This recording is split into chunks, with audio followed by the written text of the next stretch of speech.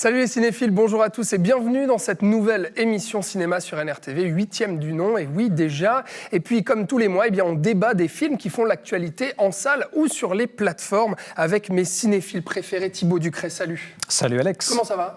Mais ça va bien, écoute, ça fait longtemps. Ça fait un moment, c'est vrai, effectivement. Alors, on avait repoussé un petit peu cette émission cinéma, Patrick Dantan. Ah ouais, pour être juste avant les vacances de Pâques. Juste avant les vacances de Pâques. D'aller au cinéma. Voilà, et puis avec un menu un peu plus conséquent et copieux. Alors, on va voir si les films sont aussi bien que dans nos attentes. Alors, du coup, les films, je vous les donne. Les 3 films du mois dans ce débat. Eh bien, le premier, on retourne à Poudlard quand même avec ce film très attendu des fans de Harry Potter. C'est le 3e volet de la saga des animaux fantastiques, écrit par J.K. Rowling, intitulé Les secrets de Dumbledore, avec Jude Law, Mads Mikkelsen et Eddie Redmayne, et c'est en salle depuis ce mercredi 13 avril. Pour les enfants, à Pâques, DreamWorks vous propose Les Bad Guys, dessin animé par les créateurs de Shrek, Madagascar, Dragon et autres Kung Fu Panda, et ça c'est à voir en salle également depuis le 6 avril. Et enfin, on ira du côté de la comédie française, calibrée pour ces élections présidentielles. Ça s'appelle En même temps, le nouveau film du duo de Groland, Kervern de Lépine, avec Jonathan Cohen et Vincent McCain. Et lui aussi est au cinéma depuis le 6 avril. Bon, sans plus attendre, comme d'habitude, on commence dans le vif du sujet avec le premier film de ce débat. C'est certainement le film le plus attendu de ce mois d'avril, en tout cas par les fans du sorcier de Poudlard, Harry Potter. C'est cette grosse production des animaux fantastiques. Regardez quelques images et on en parle après.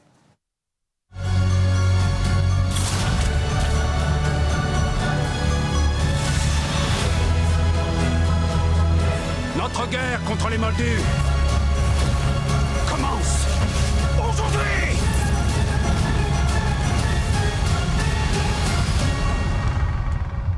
C'est quoi cet endroit ? La salle qu'on a demandée. Oula !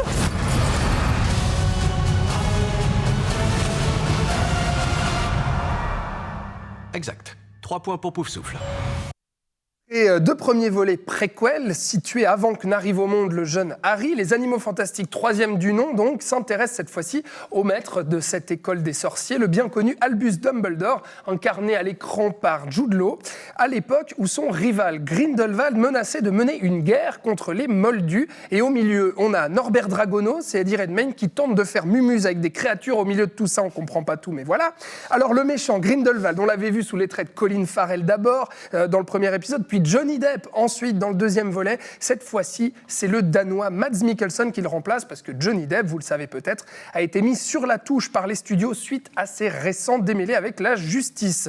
Ça vous donne un bon aperçu, je pense, du gros bazar de production de cette franchise, écrite et scénarisée, c'est important, par J.K. Rowling herself, l'auteur à succès donc de la saga Harry Potter, qui a elle aussi été victime des polémiques Twitter et n'a pas été créditée officiellement au scénario de cet épisode. Et puis c'est encore et toujours réalisé par David Yates, qui avait déjà signé tous les Harry Potter depuis le 5e et les 2 premiers Animaux Fantastiques. Qu'est-ce que ça vaut, ce 3e épisode, Patrick, déjà ? Est-ce que c'est réservé aux fans d'Harry Potter, en fait, ou pas ? Ah oui, ben voilà, en fait, oui, définitivement. Enfin, personnellement, je ne suis pas un fan qui ait lu ni les livres d'Harry Potter, ni les Animaux Fantastiques. Donc j'ai découvert ça via le cinéma. Les Animaux Fantastiques, j'ai découvert le premier quand il est sorti. Le 2, je ne l'avais pas vu, donc je l'ai rattrapé pour voir celui-ci. Et c'est quand même compliqué parce qu'il y a beaucoup de personnages. Déjà dans le 2, il y a plein de personnages. Et il y a aussi un des problèmes de toute la saga qui continue dans ce film-là. C'est-à-dire que souvent, on ne va pas directement aux enjeux de l'action. C'est-à-dire qu'on ne prend pas les personnages principaux. Il y a plein de on détours. va pas tout droit. Il y a plein de détours par d'autres personnages, par d'autres situations anecdotiques, etc.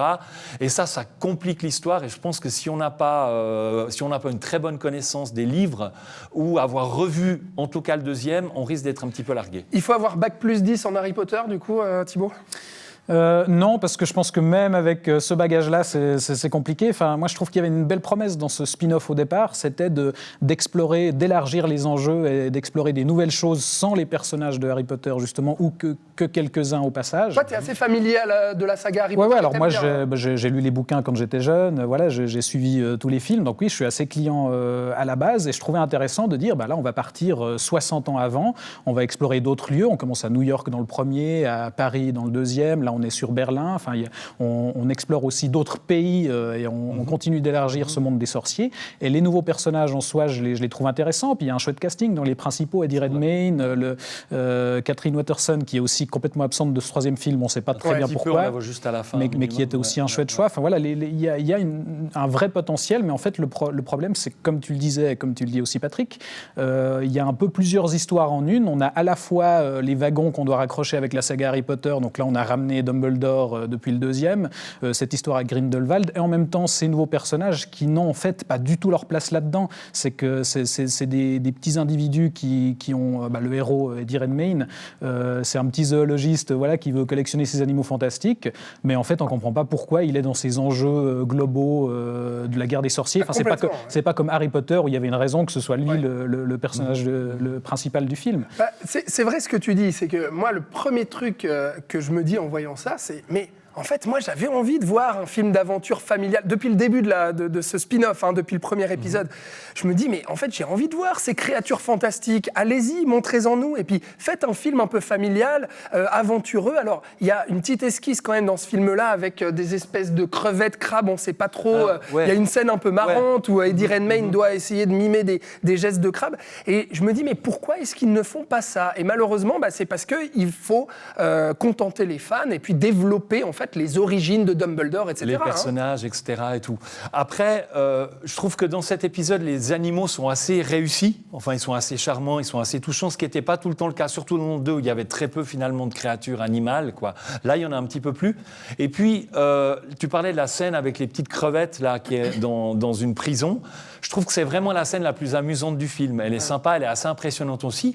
Mais étonnamment, c'est une séquence qui est totalement inutile dans la narration du récit de l'opposition entre Dumbledore et Grindelwald, puisqu'il s'agit dans cette scène d'aller finalement libérer le frère de Dragono. Donc c'est un truc complètement annexe. Mais comme la majorité des scènes, en fait, finalement, moi je trouve que c'est le gros problème de ces trois films, c'est qu'il ne se passe rien. Enfin, là, tout le film, je trouve que c'est un très beau tour de magie, du coup, c'est qu'on donne l'impression d'une aventure très riche, très remplie, où on voyage dans plein de pays, il y a plein de magie, on veut tout, on voilà. Mais en fait, c'est une succession de scènes qui ne font pas avancer l'histoire. Exactement. Et à la fin du film, il s'est passé plein de choses, mais au final, qu'est-ce qu'on a apporté de nouveau ? Et le deuxième se terminait sur un cliffhanger absolument terrible où on révélait que Ezra Miller était en fait le frère caché de Dumbledore. Alors là, je ne vais pas dire ce qu'on fait de ce twist-là dans ce troisième film, mais je trouve ça touche au foutage de gueule, pour dire les choses assez simplement.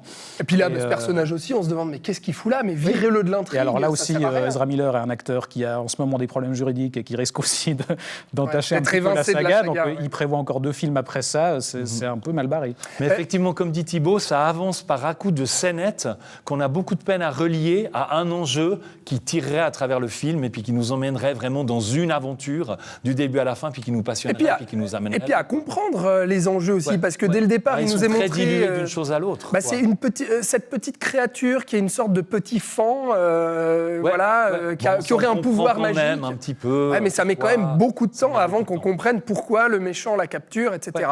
Un petit mot peut-être sur Mads Mikkelsen qui remplace Johnny Depp en Grindelwald. Moi, ça fait 15 ans que je trouve Johnny Depp insupportable dans son jeu, donc je pense que c'est un plus. Là, il est effectivement plus convaincant. Malheureusement, son personnage n'est pas forcément plus intéressant. C'est censé être le Voldemort de cette saga.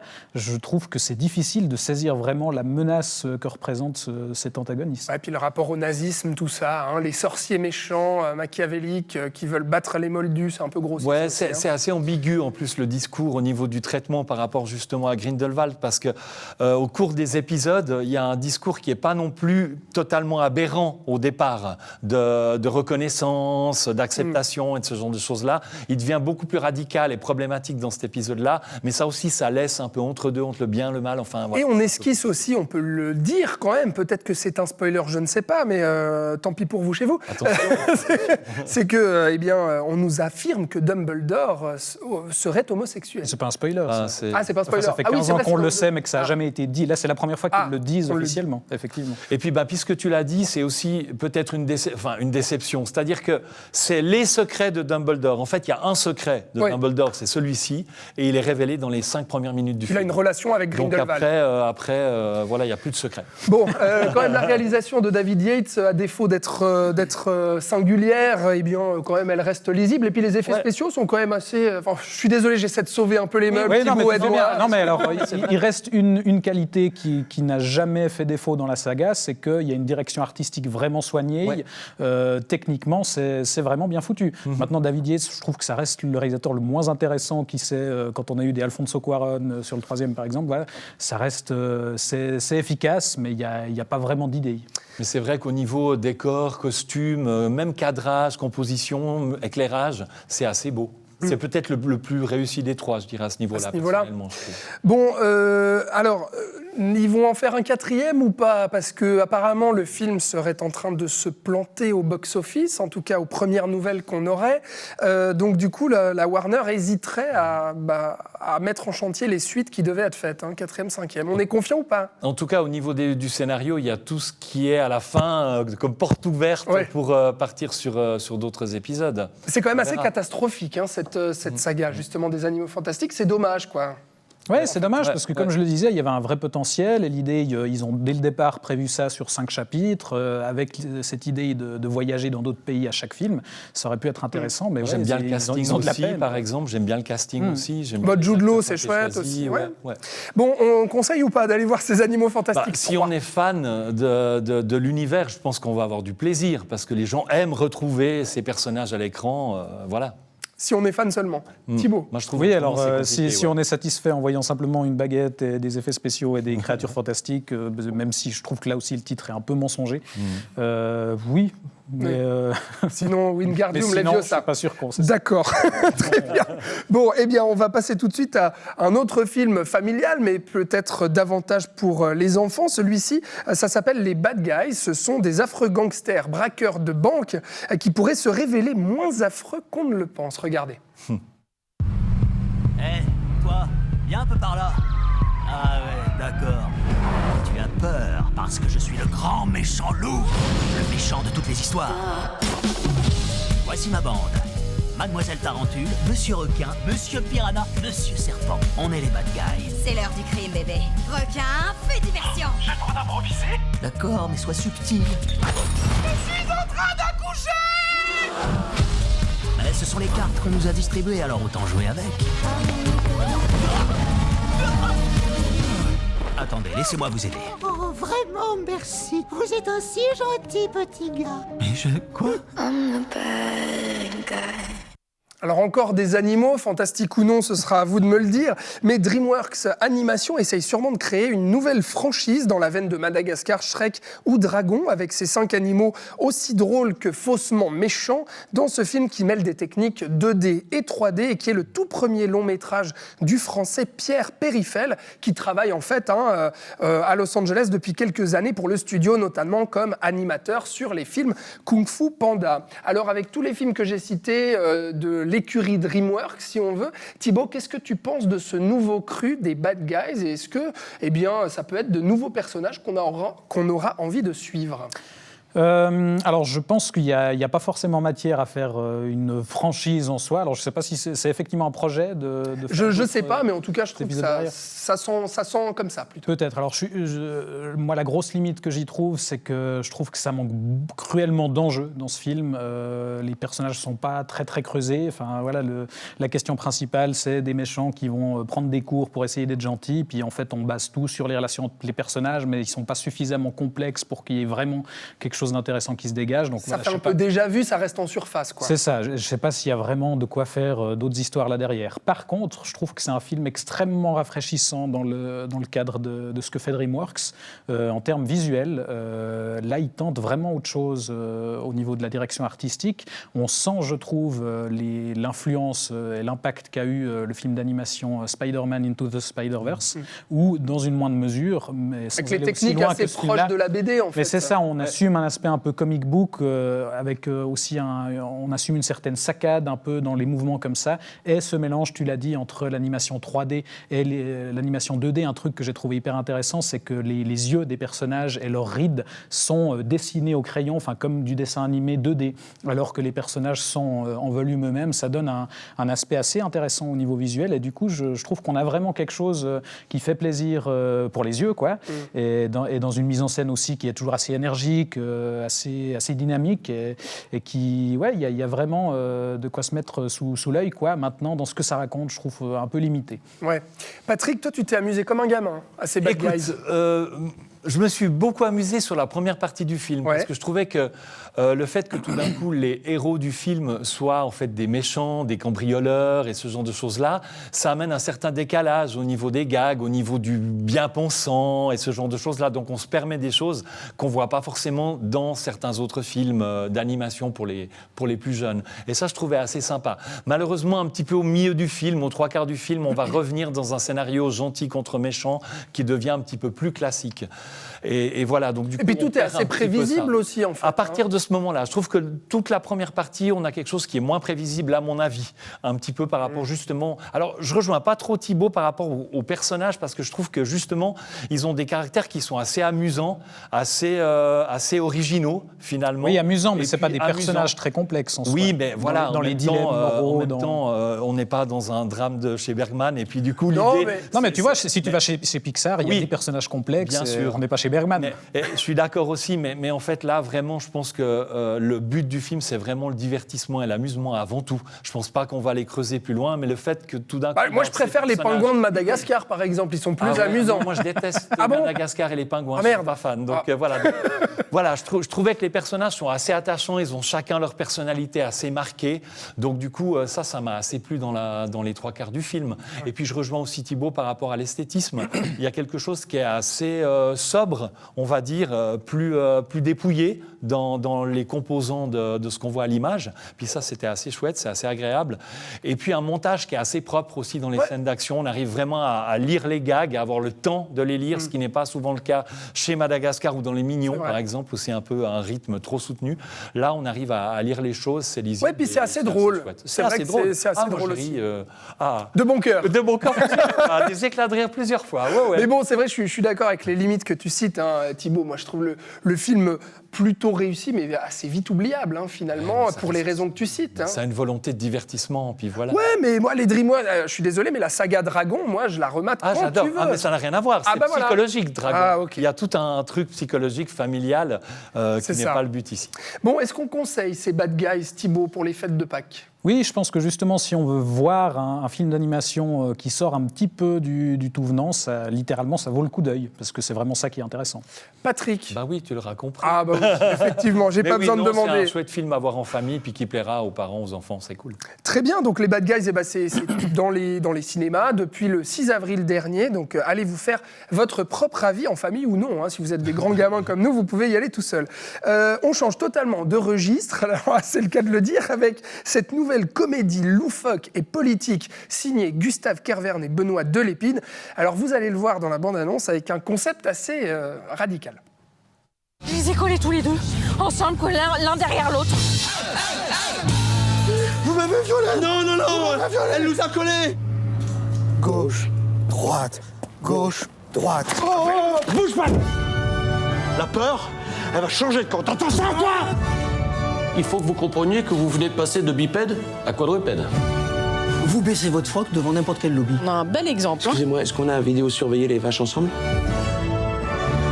Les gilets jaunes, les anti-vax, les anti-viande. C'est vraiment devenu intenable.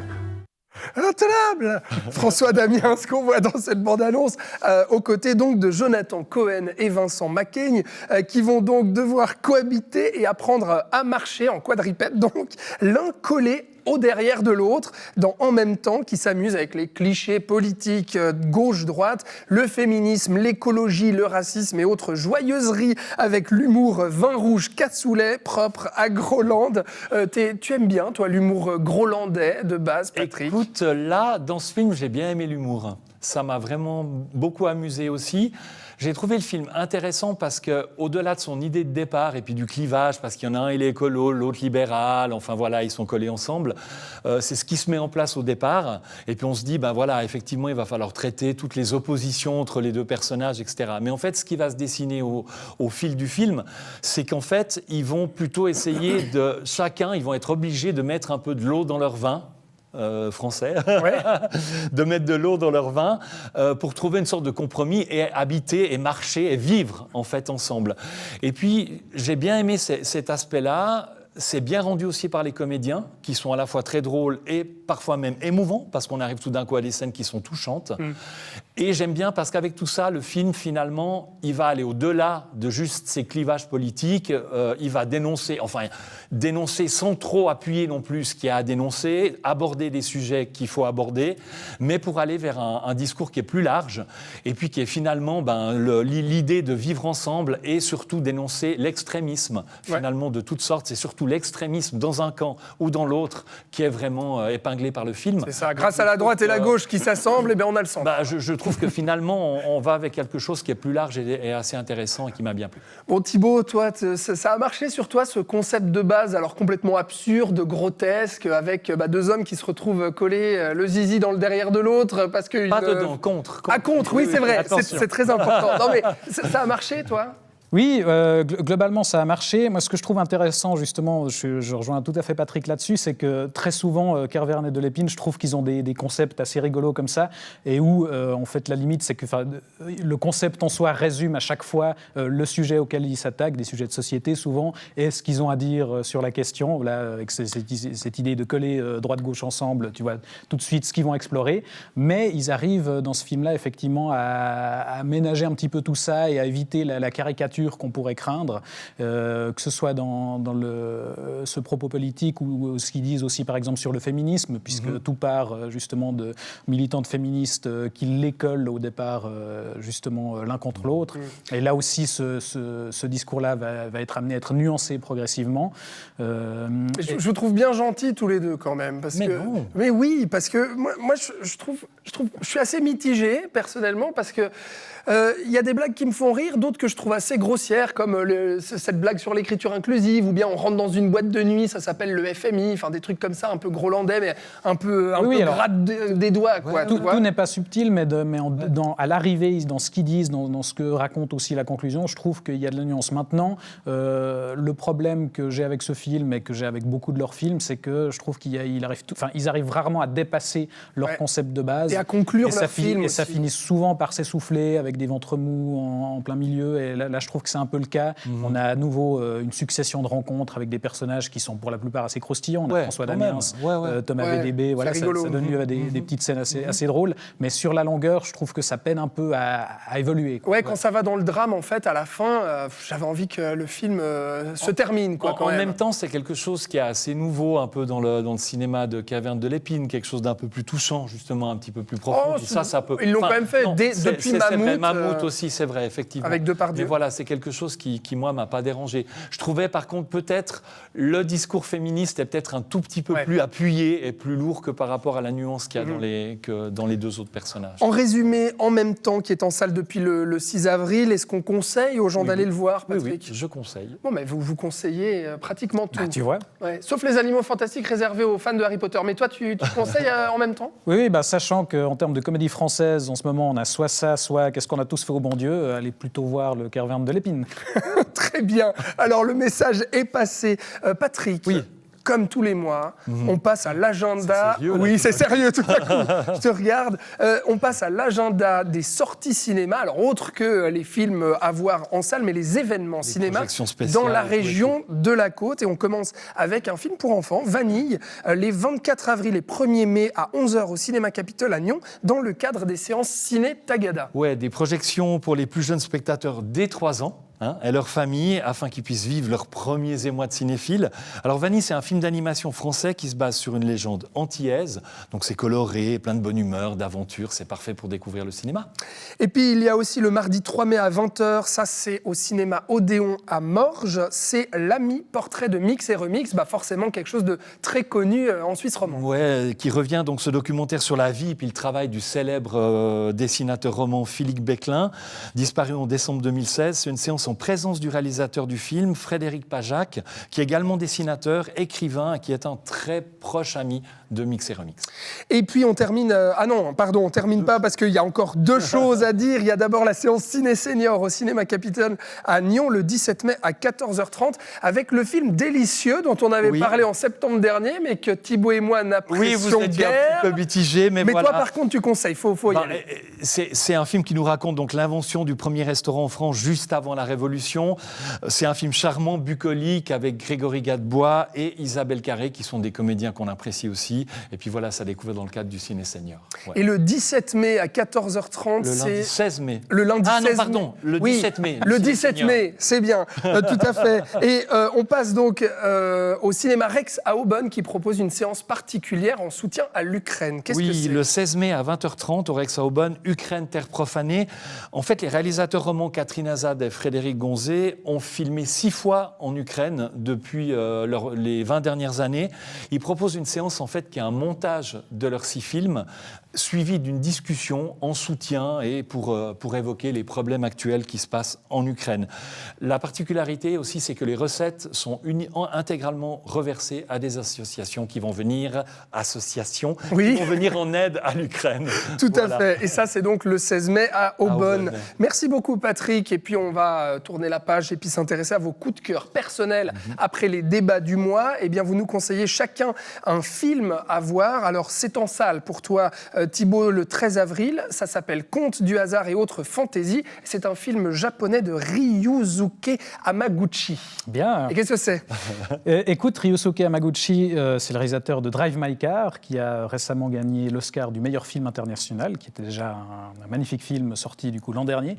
Et là, il revient déjà avec un film à sketch, donc 3 histoires centrées justement sur le thème du hasard, où on raconte dans chaque histoire, en général, c'est un dialogue entre 2 personnages dans une situation justement où par hasard les personnages se croisent ou coïncidence. Voilà, je vais pas dévoiler les concepts, mais c'est à chaque fois on explore ce thème-là. Et comme toujours chez Hamaguchi, c'est un cinéma qui joue sur la simplicité, la lenteur. C'est souvent des longs dialogues où on a l'impression en surface qu'il ne se passe pas grand-chose, mais en fait sur la longueur, les personnages se dévoilent peu à peu et il se construit vraiment quelque chose qui nous touche vraiment très fort.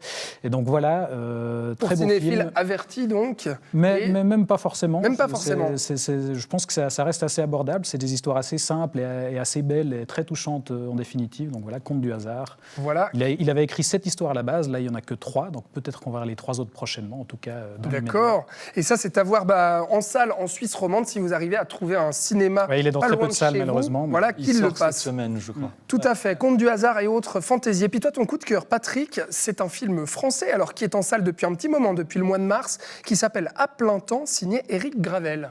Alors c'est un film avec Laure Calamy qu'on a pu voir en secrétaire dans la série 10%.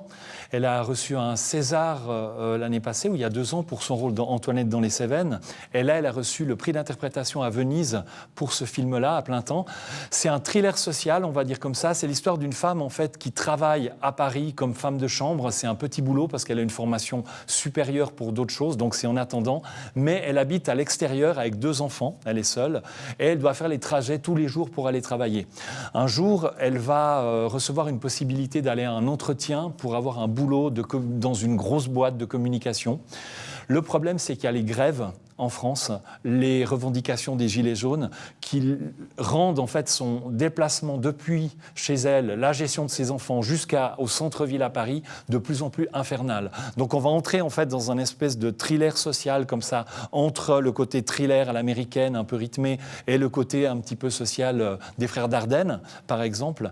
Et il y a un rythme et quelque chose qui nous sert au fur et à mesure que le film avance, quelque chose d'implacable qui va enserrer l'héroïne, qui va essayer de se débattre et se sortir de la situation. Et c'est vraiment très, très bien. Et donc ça, c'est aussi à voir au cinéma si, quand vous regardez cette émission, eh bien, votre cinéma du coin le passe encore. Merci beaucoup. Et puis on terminera, avec un coup de cœur personnel, eh bien, radicalement différent des vôtres. Moi, je vous conseille un gros film de bourrin. C'est Ambulance de Michael Bay, film d'action américain qui fait tout péter, avec une mise en scène complètement dingue sur 2h15, une course-poursuite avec des malfrats qui braquent une banque et qui s'enfuient en ambulance. Mais malheur, il y a un policier dans cette ambulance qui est en train de mourir, ce qui fait eh bien, que la police de Los Angeles ne peut pas arrêter cette ambulance qui est en poursuite sur 2h15. C'est complètement fou et hallucinant de voir cette mise en scène et ces explosions signées Michael Bay. Voilà, c'est peut-être en salle encore près de chez vous. Et ben, je vous remercie beaucoup Thibaut Ducret, merci. Merci à toi. Ben, je te dis au mois prochain. Mais oui. Et puis toi aussi Patrick Dantan. Au mois prochain, on se retrouve le 6 mai pour la prochaine émission cinéma sur NRTV. TV, puis il y aura notamment un film de super-héros très attendu, Doctor Strange, et puis plein d'autres choses. En tout cas, j'étais ravi d'être en votre compagnie et de pouvoir dire zizi et fesses à l'antenne sur NRTV grâce à l'un des films du mois. C'était l'objectif depuis le début. Depuis le début, l'objectif. Bon, eh bien, je vous souhaite à vous qui êtes chez vous d'aller voir plein de bons films. On vous en a conseillé quelques-uns ici. Et puis dites-nous, bien entendu, en commentaire si vous êtes d'accord ou non avec nos cinéphiles sur les films que nous avons abordés. On se revoit le vendredi 6 mai. D'ici là, eh bien, bon week-end Pascal et bon cinéma. Ciao.